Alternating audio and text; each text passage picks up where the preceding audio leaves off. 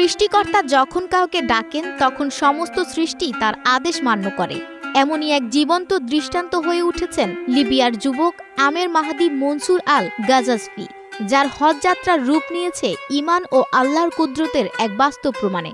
চলতি বছরের হজ পালনের উদ্দেশ্যে সৌদি আরবে রওনা দিয়েছিলেন লিবীয় এই যুবক, কিন্তু যাত্রা শুরুর মুহূর্তেই ঘটে যায় এক অবিশ্বাস্য ঘটনা, যা হয়ে উঠেছে আল্লাহর কুদরতের এক জীবন্ত দৃষ্টান্ত।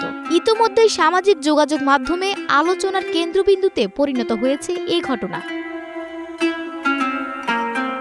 দুদিন আগের ঘটনা। হজ পালনের উদ্দেশ্যে সৌদি আরবগামী একটি ফ্লাইটের শেষ যাত্রী ছিলেন আমের। দুপুর 12টার নির্ধারিত ফ্লাইটের সময় দলবদ্ধভাবে হজযাত্রীরা ট্রিপলি বিমানবন্দরে আসেন এবং বোর্ডিং সম্পন্ন করে বিমানে ওঠেন।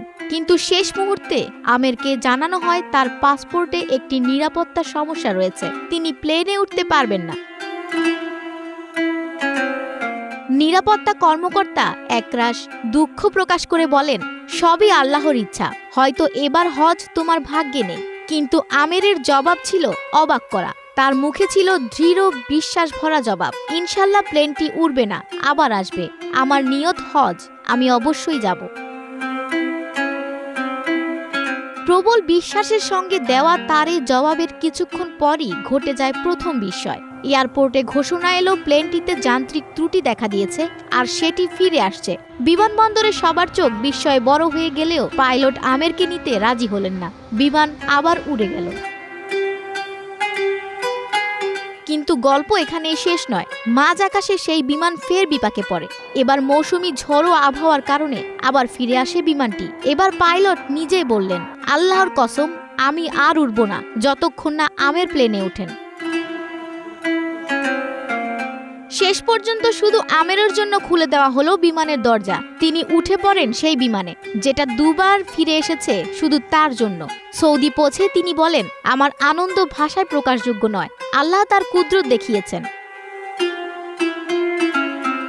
এই কাহিনী আমাদের শেখায়, নিয়ত বিশুদ্ধ হলে আল্লাহ রাস্তা করে দেন।